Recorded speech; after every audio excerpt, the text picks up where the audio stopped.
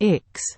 The ice goddess of spring made the beautiful branches of pecans and chestnuts, from the St. Moritz Bridge all the way along the Rhône River to the shore of Lake Leman *, sprout and become thick and lush again. This river is like a ferocious waterfall, no less boiling than when it first emerged from the vast ice and snow, the favorite place of the ice goddess. She rode the wind to one of the highest peaks of the Alps, sat on a bed of snow in the sun and looked greedily down into the valleys. There she saw humans working busily at the foot of a high mountain, looking like an anthill. She said in a scornful voice, "And quat. And yet the sun and number 39's daughters call you the intellectuals. You are nothing more than insects. Just one landslide is enough to crush you and your homes and villages. Yours. And quat." She raised her head proudly. Her eyes emitted rays full of murderous intent that covered the vast horizon.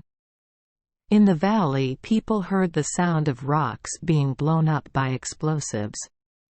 There are also heavy rolling machines. They are laying the railway in an underground tunnel through the Alps. The goddess said arrogantly, "And quat. Look. They are like moles digging holes in the ground.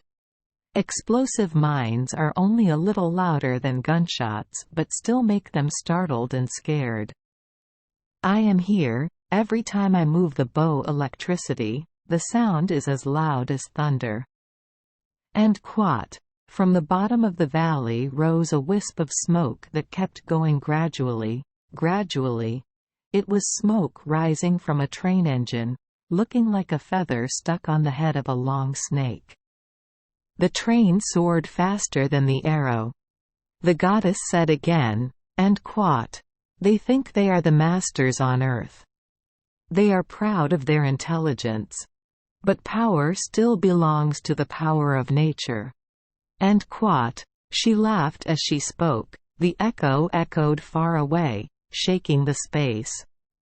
The people in the valley said to each other, "And quat. That is the sound of a landslide." And quat. The princesses of the sun sang a song praising human wisdom. It is that wisdom that conquers the sea, moves mountains, fills cliffs and masters the power of nature. While the girls sang, in the distance a train was crossing the space. The alpine goddess looked at the train and said with a mocking voice, "And quat. Those are wisdoms. They must depend on the power of the steam that is pulling them along." At the front of the train, the driver stood proudly like a king. These other people crowded into the carriages. Half of them slept peacefully because they were sure that the dragon could not lead them to death. And quat. She laughed again. People standing in the valley said to each other, "And quat. Another landslide." And quat. Rudy and Babette were also among the passengers on the ship. They said to each other, "And quat. The evil ice goddess has tried everything, but she can and number 39's take one of us away." And quat. The ice goddess shouted, "And quat. There they are. I have crushed herds of deer, thousands of pine trees and many rocks as high as church steeples. How can I not win against those who call themselves wisdom? That wisdom. Especially that pair that challenges me.